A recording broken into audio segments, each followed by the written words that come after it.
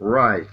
After a while of doing all sorts of weekend projects, I decided that I would rummage around in my box of radios that I might restore. And I found this cute little radio, which, if I'm not mistaken, is from the mid-60s, and the brand is CGE, as you can tell on the logo right here. Okay. I think it's pronounced Compagnia Generale Elettronico, although don't quote me on this, but I think that's what the logo means. It's in fact an Italian portative radio. It's broadband only. So, and apparently in Italy, broadband, or the AM band, is called OM. Okay, so right by my thumb there, you can see OM instead of AM. But it means the same thing. And in fact, when you look at the dial, you see that right here below, it's marked as kilohertz. Funnily enough, the K is a small k. I don't know why they do that, but okay. And you can see the frequency goes from 510 kilohertz all the way up to 1620 kilohertz, or 1.62 megahertz. So which is really just a little bit larger than what you would call standard AM band. Anyway, I don't know if it works or not. It's pretty dirty, it looks a bit tired, but the design is really cute. I'm saying it's mid-60s. It might be closer to late 60s, because the design is definitely something you would have found during the 70s, really, but I'm not quite sure. I'll look it up and I'll tell you later on when this specific radio was built. Maybe I can find a label inside of it, because on the outside there's absolutely nothing. No label, no nothing. So I really couldn't tell exactly when it was built. In any case, we'll clean it up and we'll try to repair it. Now, I have to admit, I feel a little bit out of my comfort zone, because, well, I don't have a schematic for this radio. I looked for it all over the internet. I even went so far as looking around on the Italian Google, but I just couldn't find it. So we'll be trying to repair this radio without schematic. Okay, so as you can tell, the radio has really no power connector anywhere, nor at the bottom. There might be a screw missing here, I don't know. We'll have to check that out. But it does have a battery compartment. Right, well, it does look used all right. And I can tell right away that the springs, which were used to hold in the batteries, are corroded. They're not very corroded, but yeah, they do have a bit of corrosion. Before we even start to wonder what type exactly of battery we should use, let's see whether the radio works or not. Okay, so down there I should be able to connect my positive voltage clamp there. Oh, no. Oh dear, this is not simple. Okay, there you go. So we've got the two power leads connected. 1, 2, 3, 4, 4 batteries at 1.5 volt. Okay, so that should be 6 volts. Okay, 6.2 volts. That should do it. So let's switch it on and see what happens. Oh. Okay, not much. Not even crackling. Oh dear. I don't even hear a crackle. In fact, I hear nothing at all.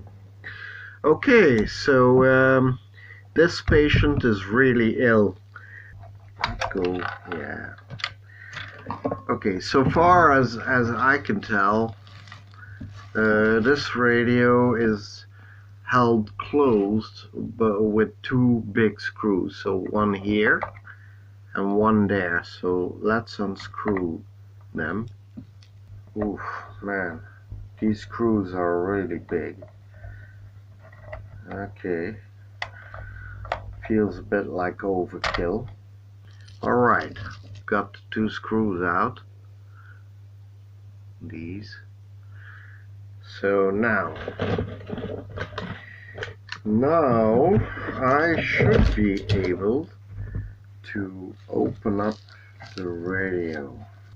This is the back of the knobs. Nothing specific or special about them. Right, so these are the knobs, and I did feel the front of the panel move a little bit, so I think with a gentle push or pull I should be able to get it out. Okay, it is moving, but maybe by pushing or maybe shaking it, what I should do is push it from the back. So let's give it a little nudge with a screwdriver. Okay. Well, there you go. Well, it looks pretty dirty in here. I don't know. There's a lot of dirt in this radio. It seems this radio hasn't been cleaned in ages. Okay, so right off the bat I can tell there's only one power lead. Ah, there it is. Here is the lead for the negative. Okay, so yeah, the lead for the ground potential was broken. Okay, so that's easily fixed. Let's see what else is broken in here. Oh, what's this? A washer. What's that doing here? Okay, don't know where it comes from, but I'm sure I'll find out in a minute.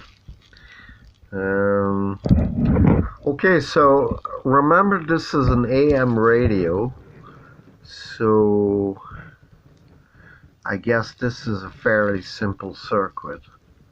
I seem to remember that a red IF can, so a can with a red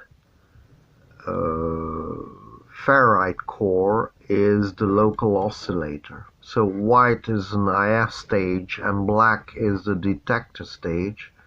But then I wonder what these two are. Yellow and orange. So let's say this is the local oscillator IF stage detector, and then these two probably are extra IF stages. Let me see, 1, 2, 3, 4, 5, 6 transistors. This one could be a diode, the center one here. That could be a diode. But these two, this one and this one, are certainly transistors. So I see 1, 2, 3, 4, 5, 6 transistors inside this radio. And this could be, well, either a heat sensor, although I kind of doubted that, or a diode of some sort. I don't know. But it only has 2 leads. So, yeah. Okay, and then we have a few electrolytics, of course. We have 1, 2, 3, 4, 5 electrolytics. The electrolytics don't seem to be leaky. I mean chemically leaky. So, what do you say if we put some power on the radio and see whether we can get it to work? So, let's go. Oh, yes.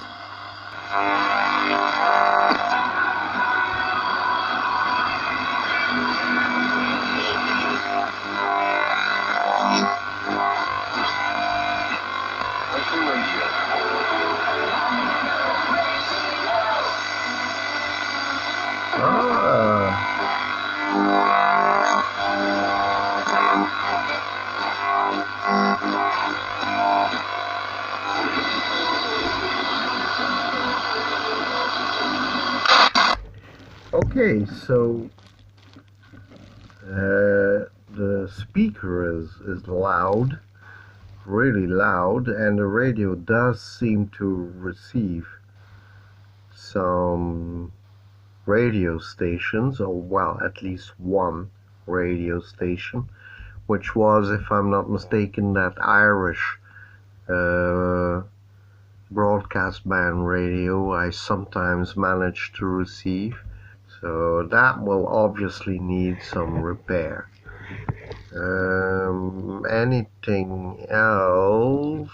Oh, yeah, now I see something. One of the studs that held in the speaker is broken. You see? Here? This one? So that might need repairing. Oh, and now I see it. Now I see. This washer that we found inside the radio is like one of those other studs you see over there. You see? The screw and the washer over there. I'm pretty certain that this washer was what held in the radio at this broken stud right here. Aha! So, okay, that's nice. We still have the washer, but we don't have the screw. That's, or at least, well, I can't see any screw in here. Okay, so what's the next step? Well, the radio needs quite a bit of cleaning. So what I think I'll do is I'll unmount the PCB from the radio, preferably with the dial mechanism if possible, and I'll unmount the speaker so that we can clean and repair the case of the radio. I think I'll start by doing that. The whole dial mechanism and the PCB of the radio are all mounted on sort of a, well, I don't know how to call this, a sort of a floating jig. Yeah, a jig which is attached to the front of the radio with a few screws. I did notice something else, which is, well, it doesn't look very good to me, but have a look at the PCB. Okay, do you notice something strange about the PCB? I'll say I do. You see, this PCB is completely bent, and when I push on it, it really doesn't move. But the PCB is completely bent upwards. So I need to release this screw here.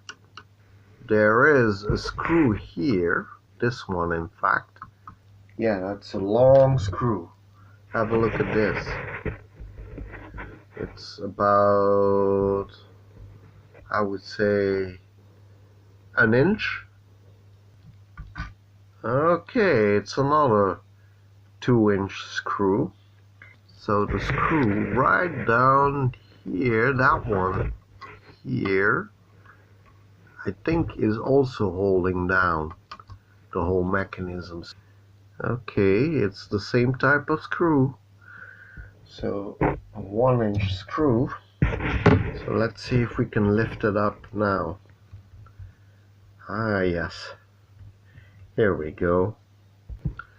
And there's this funny little arrow indicator here. That's cute. Okay, but that's still attached to the radio, so, okay, to the speaker, I mean. So let me detach the speaker. So let me see if you can get a good view of it. Okay.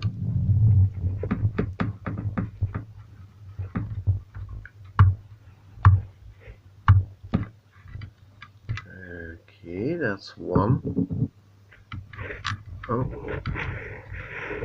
Okay, so it's kept in by a little clamp, which is held down by a little screw and a washer. Oh, I would say 10 mil screw. The speaker is quite clean and undamaged. So what I'm going to do next is clean the front of the radio, and what I'll also do probably is detach the wire for the positive voltage from the back of the case so that I can clean the back of the case as well. I'm very lucky in the sense that the logo is really just a small aluminum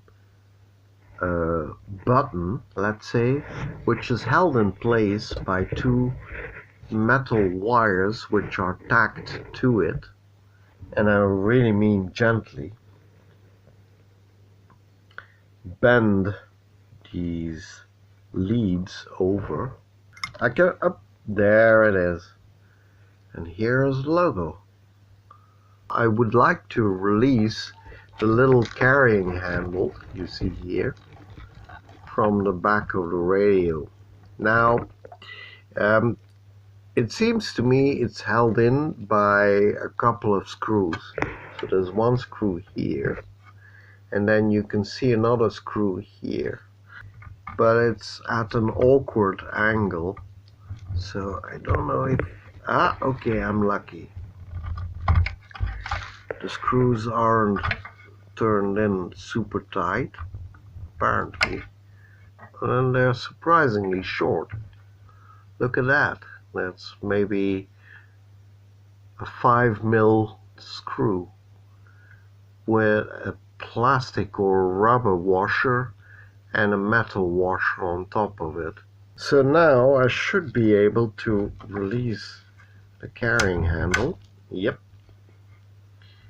Here it goes. There are a couple of clips through which the handle went. So, but I need a duckbill plier. Let's see if we can undo those. Oh, we can. Looks like a little spring deal here. I don't know what the exact function of these clips are, but I'm guessing they function a little bit like rails to guide the stems of the carrying handle. Yeah, so the carrying handle stems are locked in the jaws like this. Okay, so and they slide gently back and forth between those. And there's this rotten, you see, this foam like material which is completely falling apart, and it was held in by a piece of tape, I would hazard, but obviously over the years this has completely, well, decayed. So I'm going to remove this. Now we'll start cleaning it using epoxy glue, which is, let's say, they say it's fast setting, but it's actually kind of medium fast. But I am going to use a trick. Okay, so I'm going to use black paint, which is normally used for airbrushing model airplanes and stuff like that. It's a liquid, it's not a powder, and I'm going to drip maybe 1 or 2 drops of this paint. It's more like ink, into the epoxy while I'm mixing it, and therefore creating a black epoxy glue that won't be so obvious on the repaired studs. Now I say studs, I mean you can see all 3 of them. The other 2 seem okay, but they have cracks lengthwise from top to bottom, so they need repairing as well. And it's really not a problem if the stud is one solid chunk, since I can drill out later on a passage for the screw, the replacement screw I'm going to use, and well, I can drill it out and tap it later on, so it's really not a problem there. Notice I am wearing rubber gloves, okay, because this stuff, this epoxy glue, is really nasty stuff, and on top of that, this ink I'm going to use is also very nasty. It's almost like, I would say, tattoo ink, okay? So any little wound you have in your skin, if this gets into the wound, you have quite a large possibility that the ink will remain in your skin, okay, like, well, like a tattoo. So, and I really don't like tattoos, so yeah, I'm going to wear gloves, you know, for health and safety. Okay, so I mixed 1 part of resin, okay, which is this one here. So 1 part resin, 1 part hardener, okay, and I sort of mixed it all together on this piece of plastic here, so it's all mixed now. It really doesn't smell very good, but I mean, that's typical for epoxy. Anyway, so the epoxy is now more or less mixed. So now I'm going to drip in a few drops of black ink. 1 or 2 drops should do. So let's see.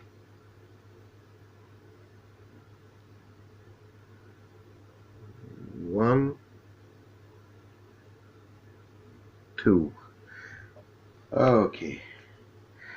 Like I said, this ink is really potent stuff, so you really shouldn't exaggerate. And there you go. You can see it's already a blackish kind of goop. So it's extremely potent stuff, that ink. So now we mix it thoroughly.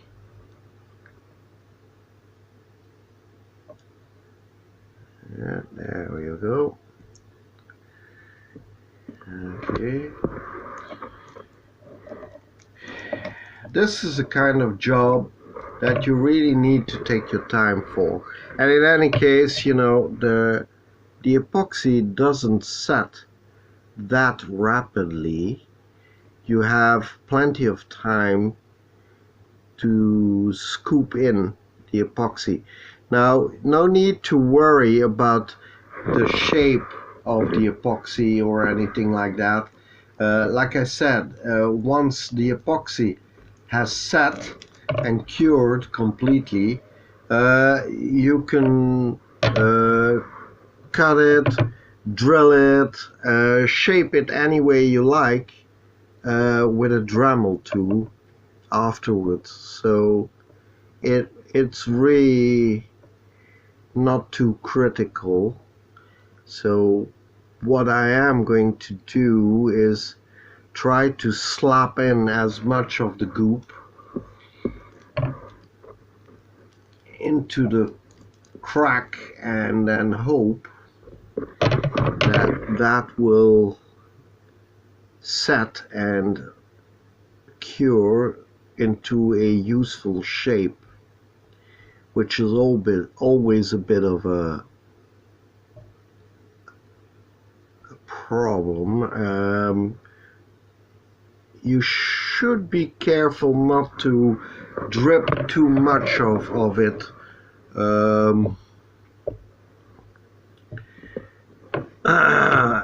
Anywhere else on the radio, okay? So or on the front piece of the radio. So you should be at least a little bit careful where you drop the glue, but aside from that, it's, like I said, it's not too critical.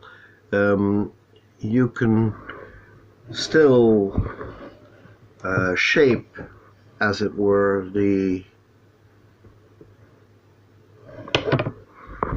epoxy glue afterwards.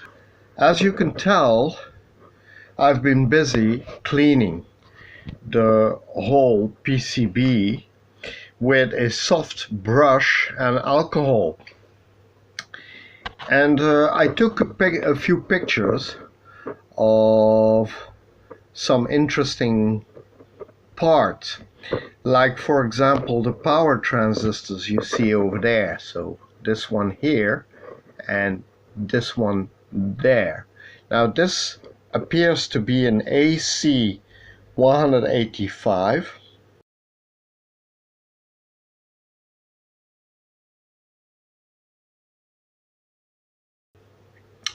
And this is an AC184.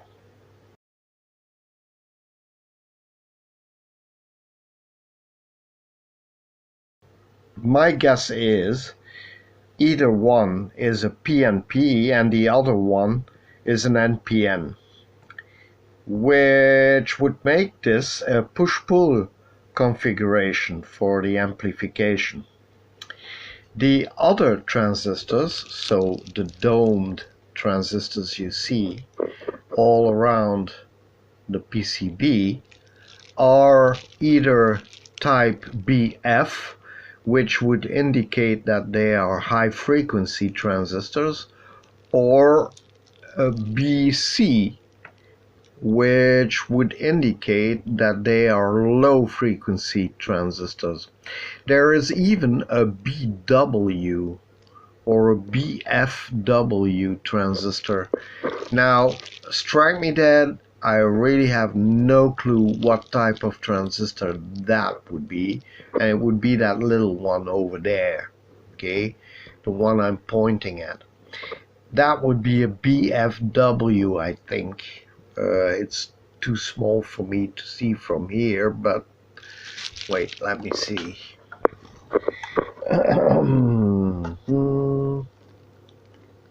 Oh no, it's a BSW. A BSW 45 to be exact.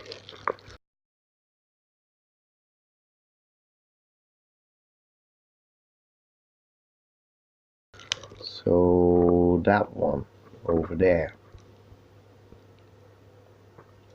Yeah, I know.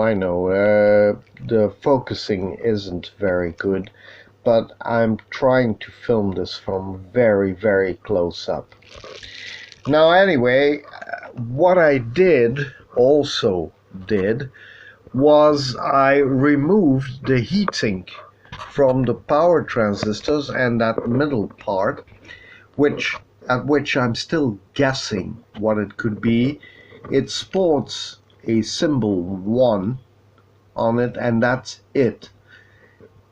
It makes me suspect that it's a diode of the type 1N and something. But what the exact function would be, well, I'm still guessing, but since it was mounted together with the power transistors in the same heatsink, I would think it's a kind of heat sensor to sort of regulate the current that goes through the power transistors, the N-stage amplification transistors. Now, that's only a wild guess, okay?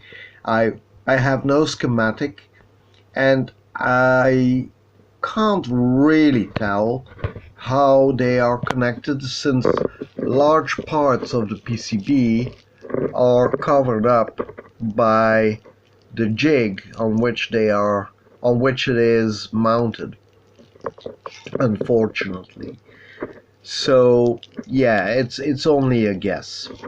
Anyway, what I also did was to put the heatsink, to which on which back of it was attached that disgusting foam that is, well, you could say putrefying, and I managed to release quite a bit of it from the heatsink.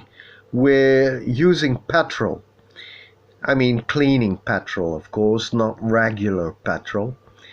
And you can see at the color of the liquid that from the color of the liquid that quite a bit of glue and other chemical stuff has been dissolved.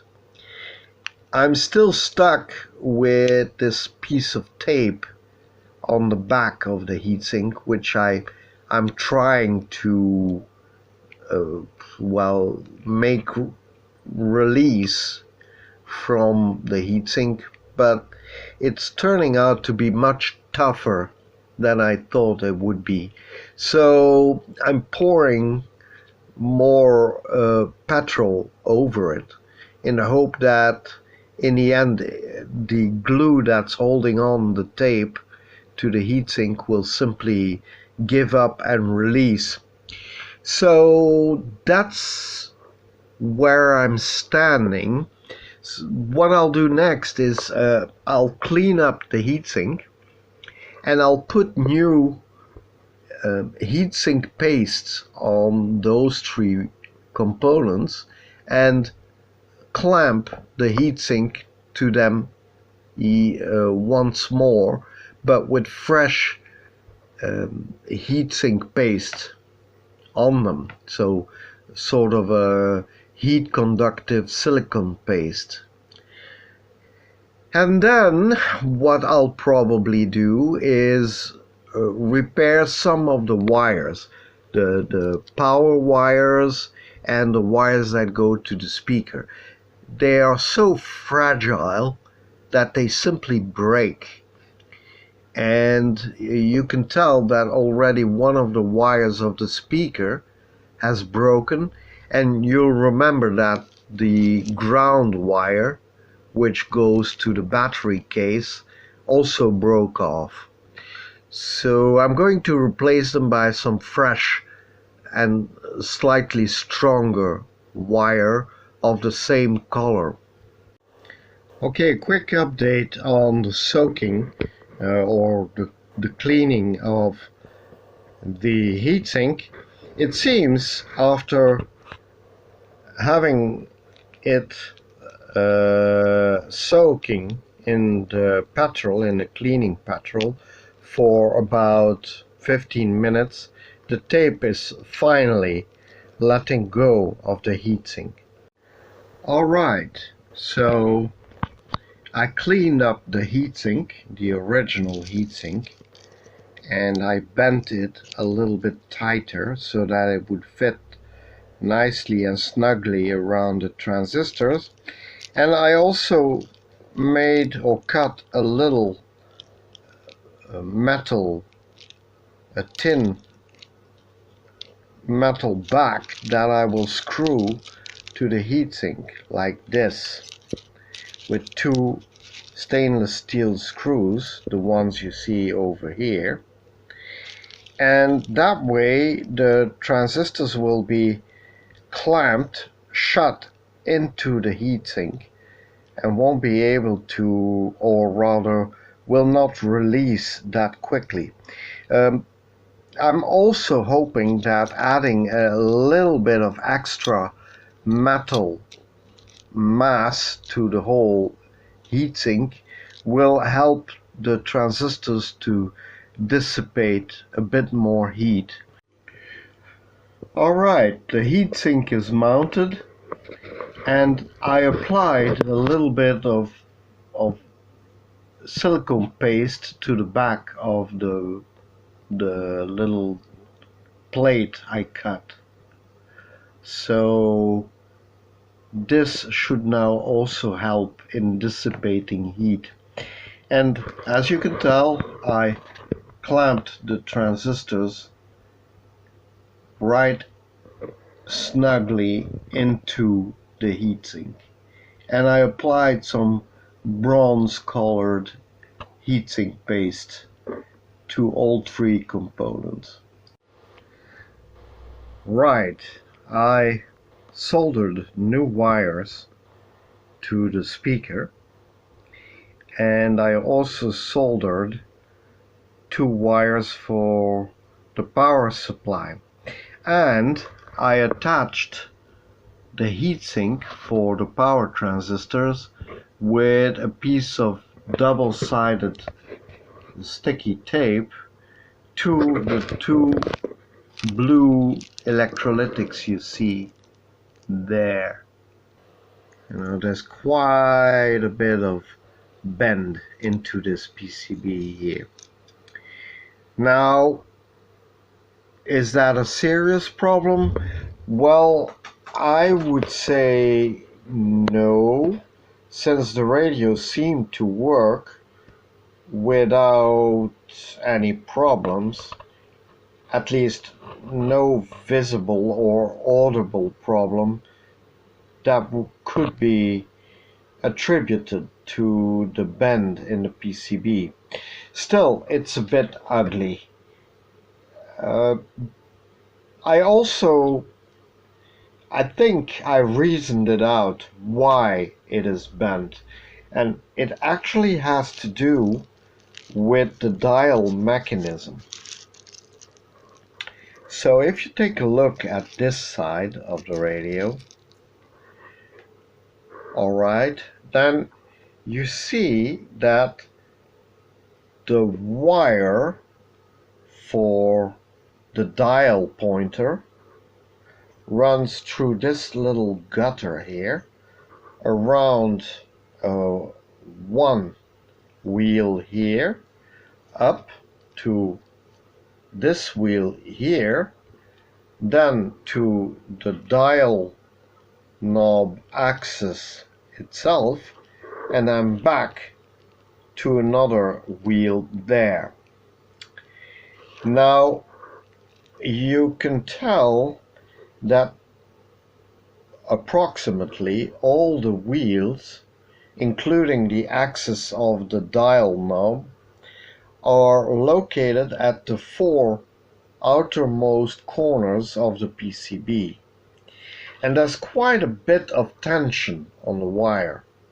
If I push on it with my finger, well, you can tell for yourselves that this is about as much give as I can get out of it. So the wire is extremely taut, which means that there is a lot of mechanical force being applied to each of the four wheels, including the dial knob axis itself. So considering the mechanical force that's being applied to the wire, you can tell that the whole PCB here is being bent inward. Now, the PCB itself doesn't have that much room to move either way. So, in the end, it ended up bending upward, which would seem to be the only direction in which the forces applied to it, well, or you could say the forces applied to the underside of the PCB translate into a deformation of the upper side of the PCB. And that, unfortunately, despite the fact that the whole PCB is mounted onto this black plastic stiff support, which is rather solid actually. Well, despite the fact that it's attached solidly with a number of screws to this black hard plastic support, it's still bent upward. So that's a testament to the actual mechanical tension that's on the dial wire itself. Yeah, so comparatively speaking, the forces that act on this wire are humongous compared to the mechanical strength of this PCB board.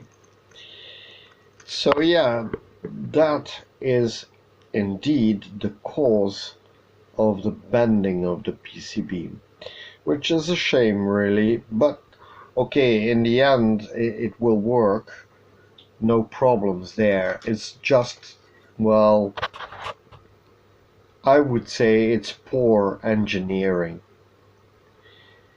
But okay, it is what it is. It probably wasn't an extremely expensive radio, so in the end the engineering, well, sort of reflects the probable price that was asked for the radio.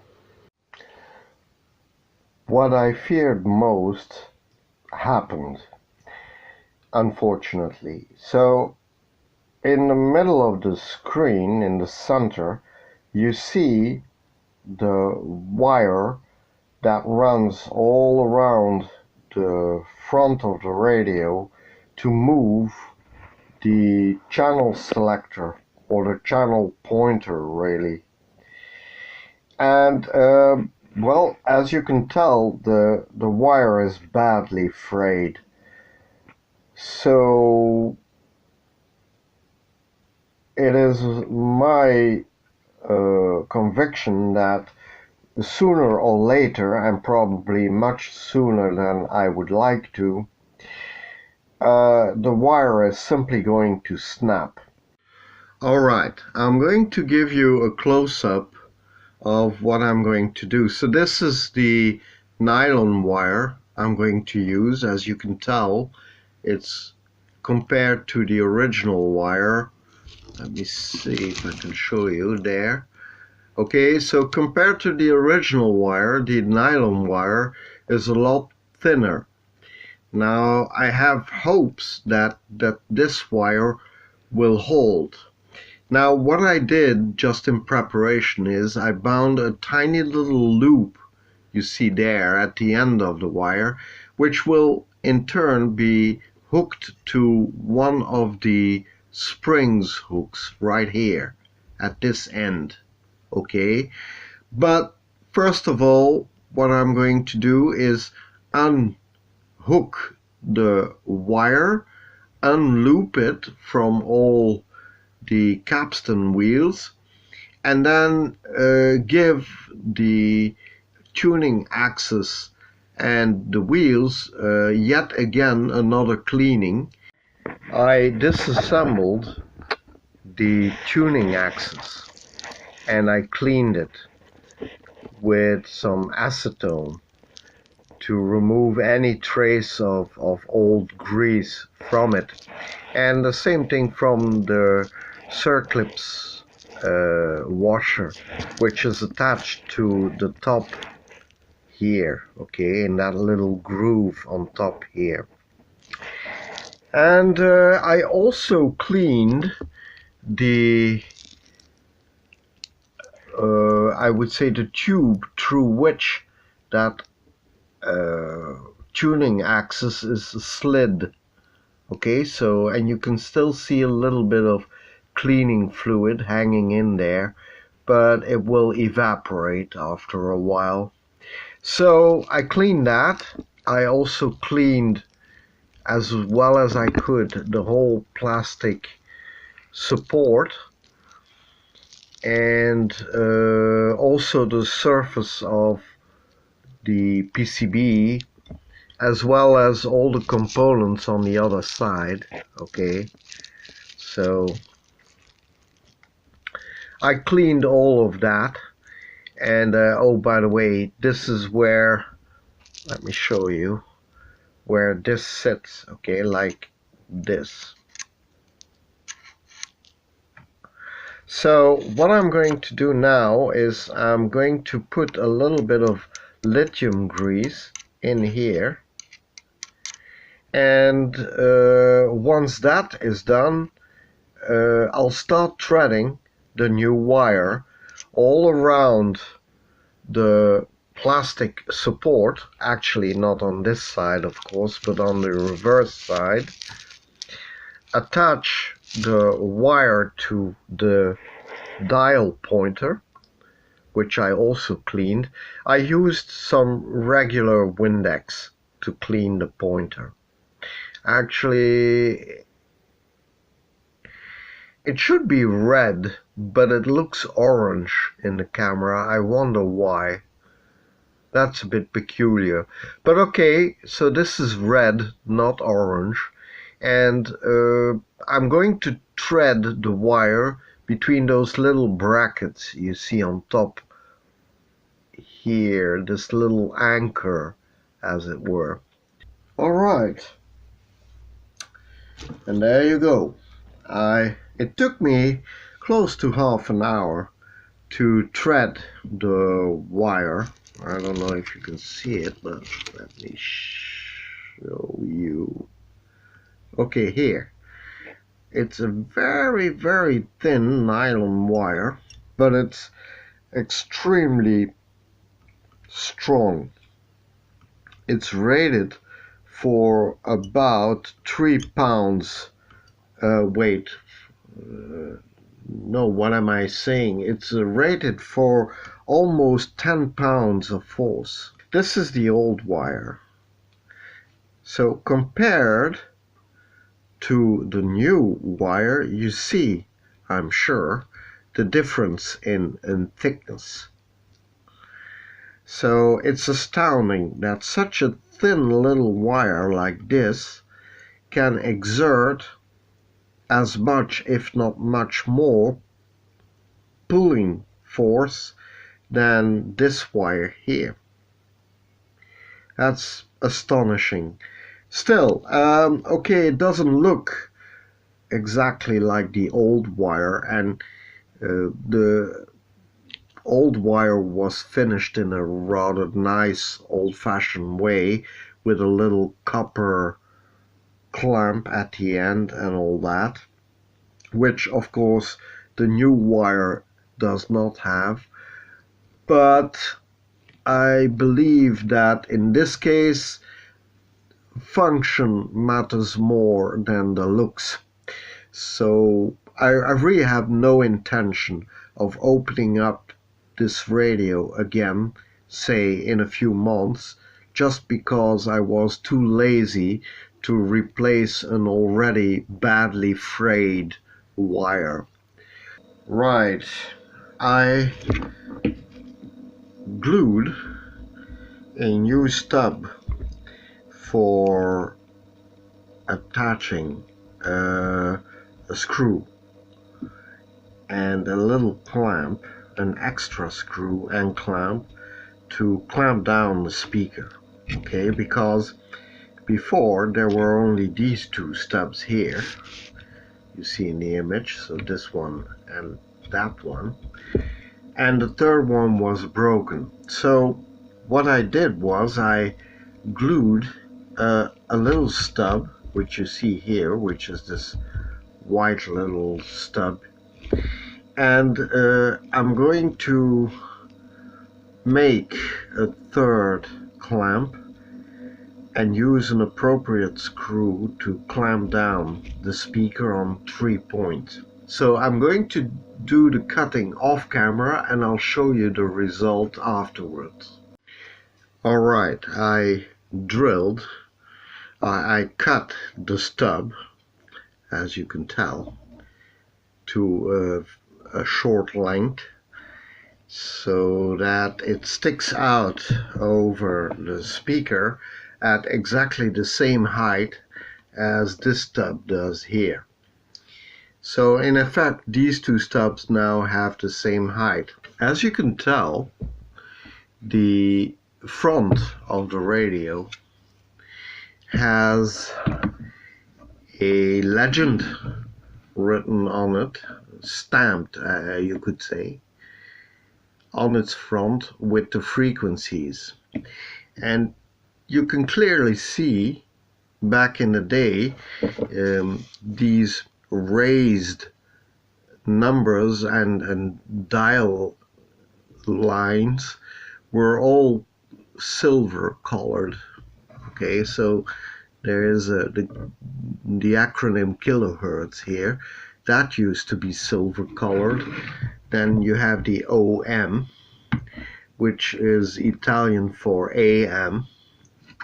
Yeah, I think it stands for Ondo Mediane, so medium wave or AM. Then you have INT, which stands for interrupter, so basically on off, and vol, which is self-explanatory. Okay, so it's the volume and the on-off switch here. And then you have the word synth point.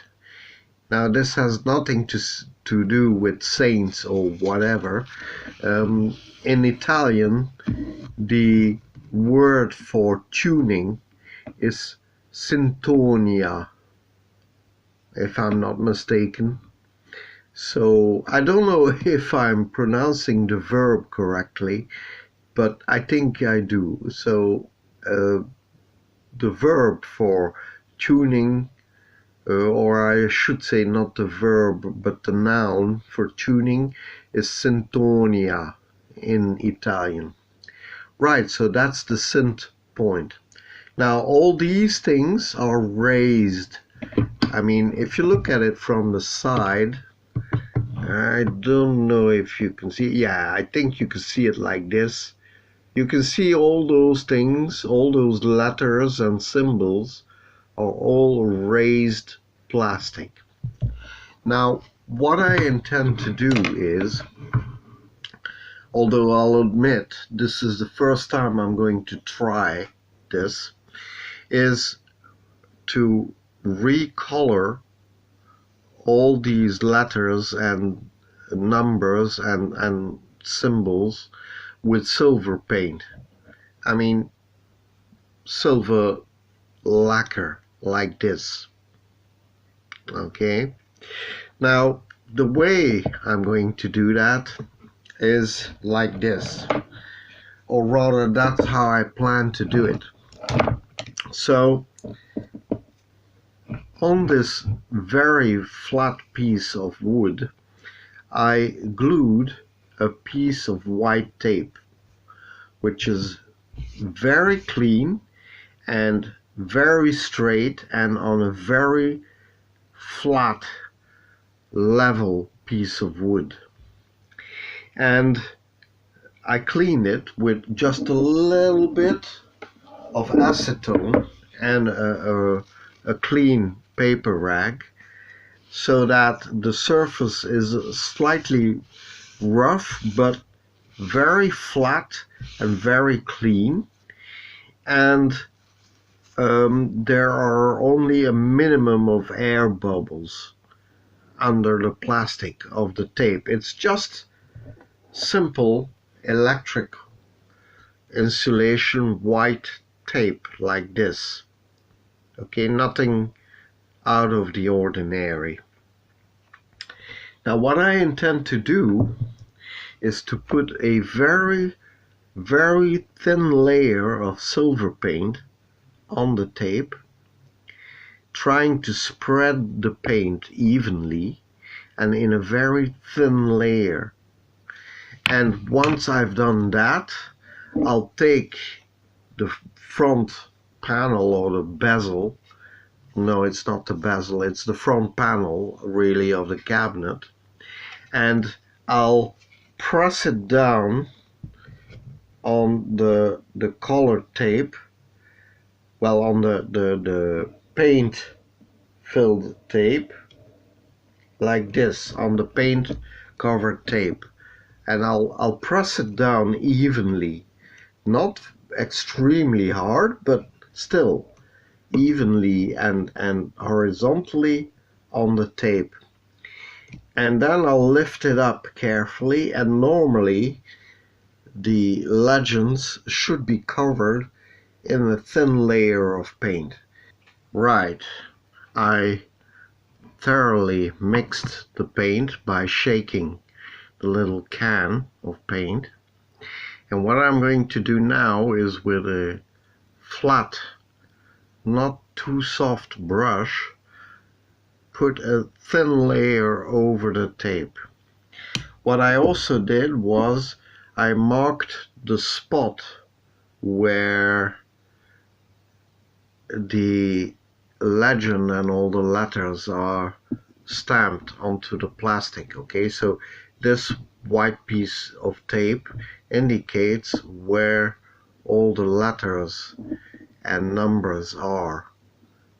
Okay, and you can tell that I cut a piece of tape which amply covers this distance here, so that I can do it in one go. Also, the width of the tape is just about the right width to cover everything. At least that's what I hope. And so what I'm going to do now is just cover the tape with a fine layer of paint, and then try the trick of lowering the front of the radio or the radio's cabinet, lowering it horizontally and carefully on the paint dipped tape, and hopefully, if the trick works and I'll lift it up again, all the letters and the striping should be covered in a thin layer of paint. Okay, so all these letterings and everything. So let's give it a try. Here you go. Just a little bit of silver paint, and we cover the tape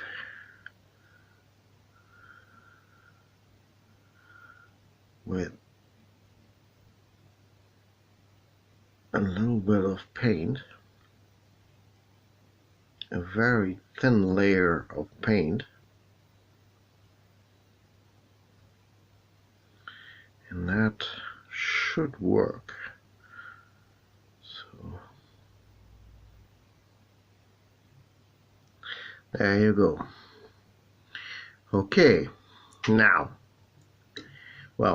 we need to be a bit careful. So here we go.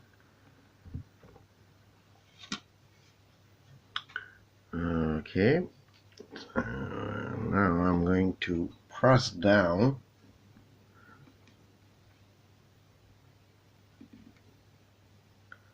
everything nice and horizontally.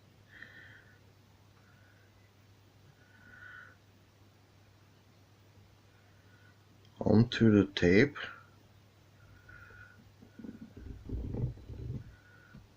Yeah, like that.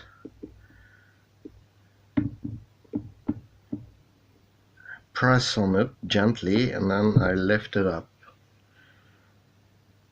Oh yeah, it did work, but only for the kilohertz and the middle wave, but not for the other ones. Okay, so let's give it a second try. And now I'm going to put a little bit of pressure on top of everything. Okay, here we go. Wait, I'm not going to do the kilohertz because that already is covered quite a bit with paint. So here we go.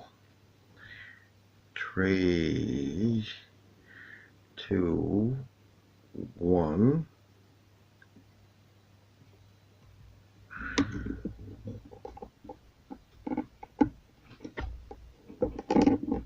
Okay, I press on it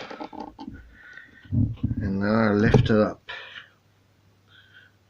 There you go. Not too shabby.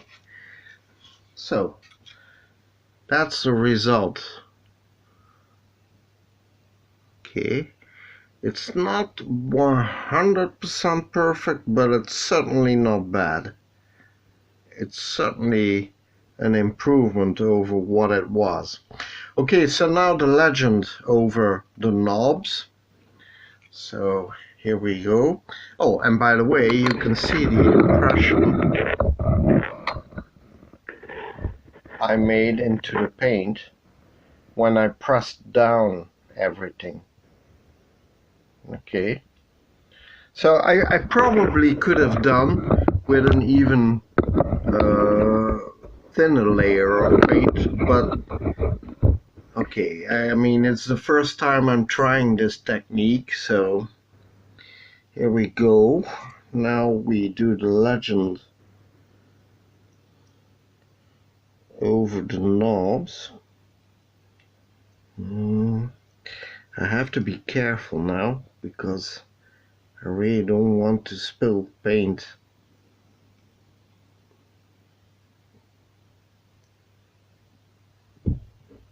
On it. Yeah, no, I messed it up a little bit, but no panic, I can clean that.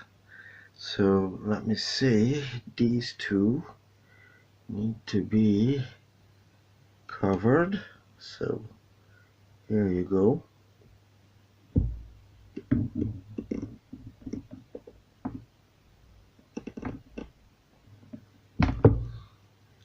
There you go. Okay, so we did it. That's the finished result of my work. Not too bad. Well, I gently persuaded the battery springs out of the case.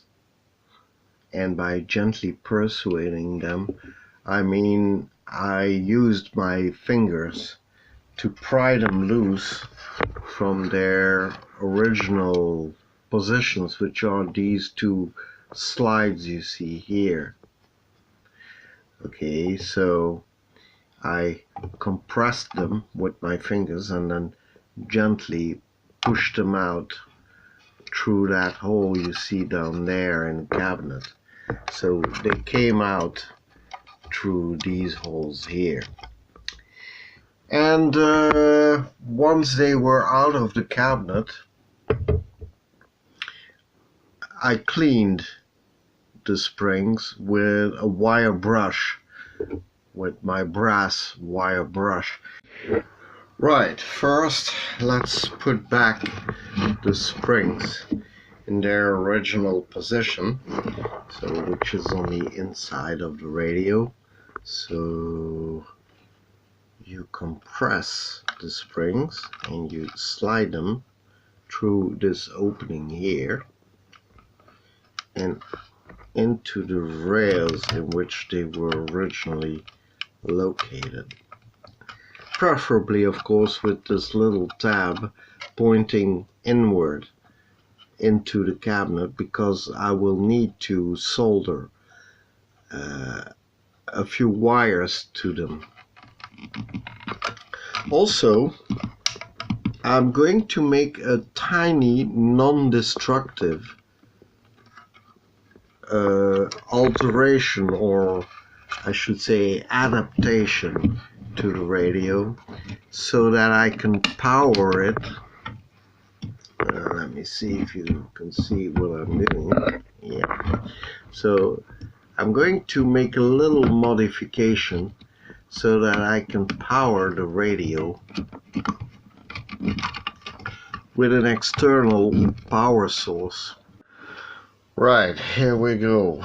So we place the whole mechanism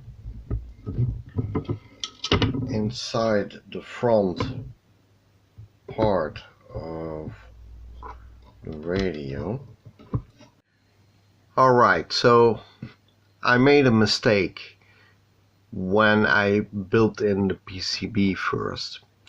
And the reason why is very simple. I unmounted the PCB first, I unmounted it first, and then the speaker. Now when you're going to remount everything into a radio or TV or whatever, you need to do it in the reverse order. So the last thing that came out of it is the very first thing you put back. Alright, I managed to attach the speaker with the new tab. It's not perfect, and that's because the tab has a little bit of a weird shape, but it's okay. It's solid. It won't move, so it will keep the speaker in place. Alright, now the mod I spoke about. So, like I said, I want to introduce voltage into the radio without having to modify the radio in a destructive way. I mean, I don't want to drill or cut or insert anything into the existing cabinet or electronics. I really want it to be a benign, reversible modification. Now for this mod I'm going to use some copper tape. Now I have a whole bunch of copper tape of all different sizes. So I have very thin copper tape like this, which is 5 mil wide. Then I have copper tape which is 10 mil wide, and I also have copper tape which is 30 mil wide. So I'm using the thinnest or slimmest copper tape that I have available, which is this. Now you'll notice that the back of the cabinet is attached to the front with two screws that screw into these studs, these copper studs. One here, and there's one on the other side, one here. Now, as we all know, copper is a perfect conductor. Now, I don't want to solder or braze anything to these metal studs. So what I'm using is copper tape, which has a very mild adhesive, and the copper tape in fact is extremely thin. It's only a few tenths of a mil thick, and it's a very good conductor, this tape.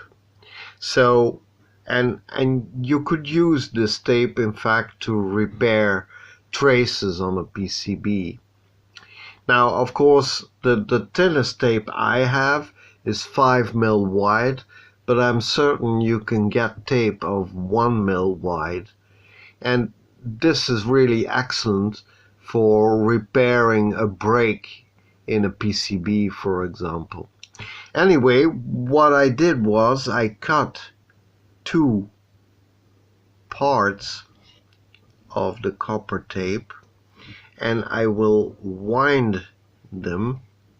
In fact, I already wound one part to one stud, and I wind the copper tape a couple of times around the attachment stud, okay? And by pressing hard on the copper tape, it makes contact with the standoff, the brass standoff to which I'm sticking it right now. So that's exactly what I'll do. Now the nice thing about this copper tape, not only has it very mild adhesive, so it's non-destructive, it's also a very good temperature and electricity conductor, and therefore will provide me with the perfect contacts to which to solder two wires that will lead either ground or positive to the ground or positive of the PCB. Now to show you that this copper tape here really conducts well, I'll show you what it shows on the multimeter. Okay, when I touch both. So let's see. Yeah, you can just about see it. So watch what the multimeter says. So I'm in conductivity mode, so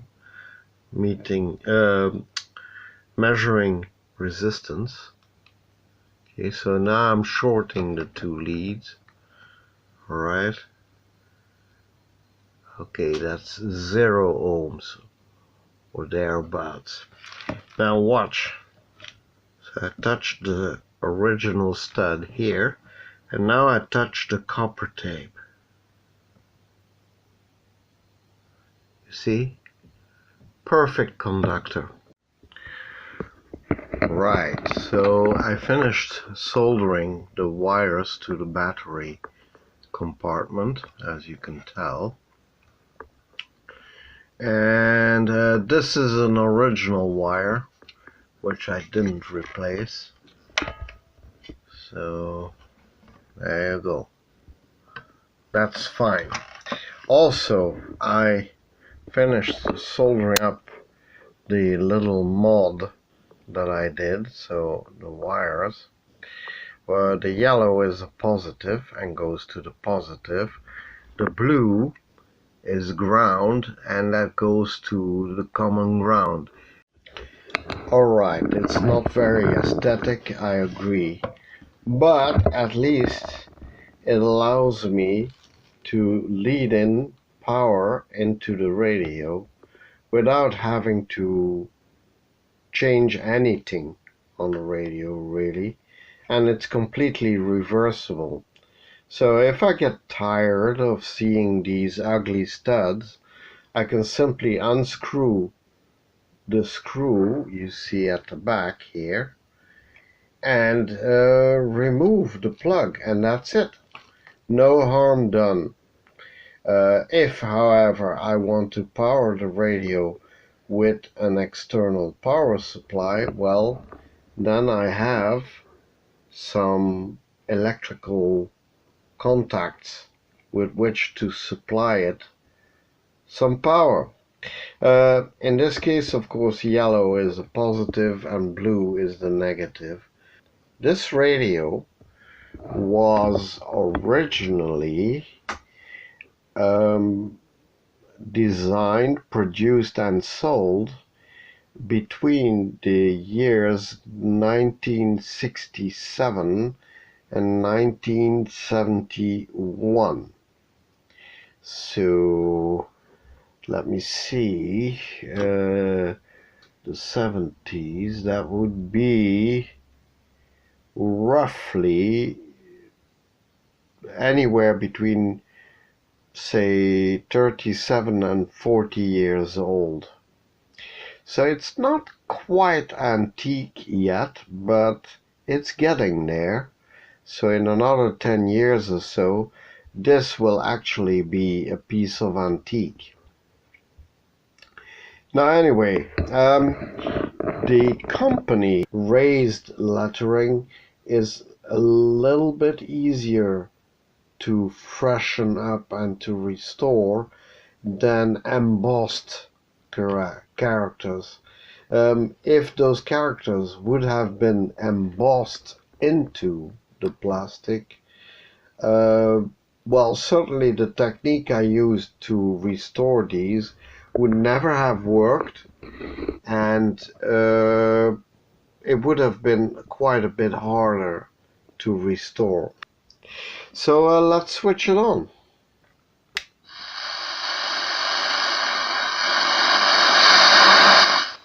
It's plenty loud, so the amplifier works, that's a fact. So let's run quickly through the dial.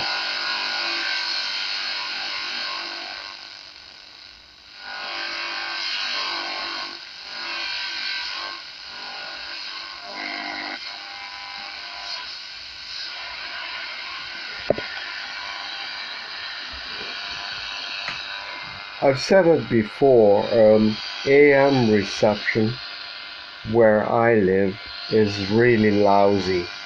There are only a few transmitters or radio stations where I live, and they are pretty weak. So I don't know if we'll receive anything really intelligible.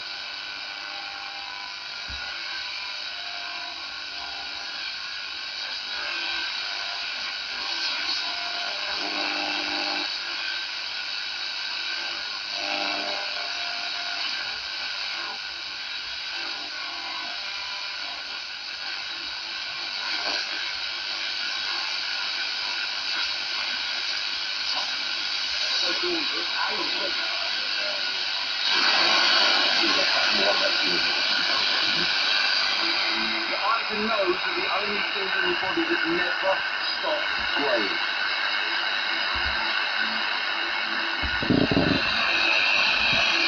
I've heard this about the nose, I've heard it about the ears.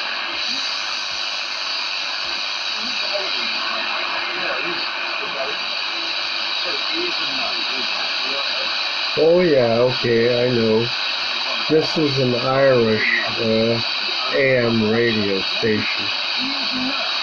Oh, that's really lousy reception today. Okay, well, let's go on.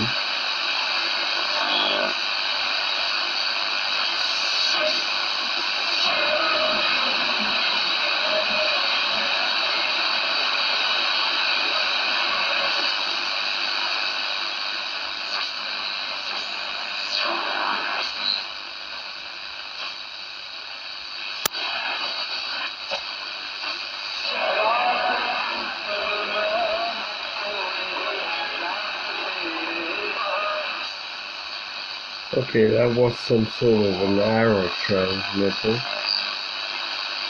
And that's it. Okay, so, well, yeah, I'm sorry guys, but I can't give you a better demonstration of its sound capabilities than this. Where's that Irish radio station here?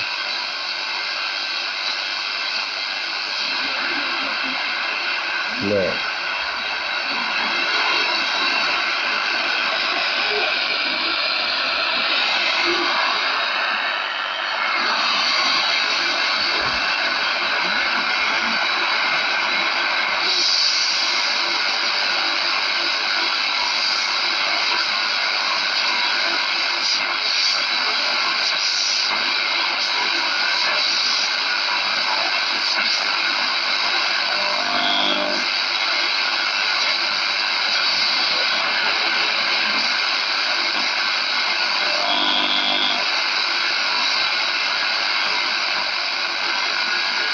Well, I'm afraid tonight we won't be receiving many AM stations. In any case, I hope you enjoyed watching the restoration of a Compagnia Generale Elettrico RP-202 AM radio from between 1967 and 1971.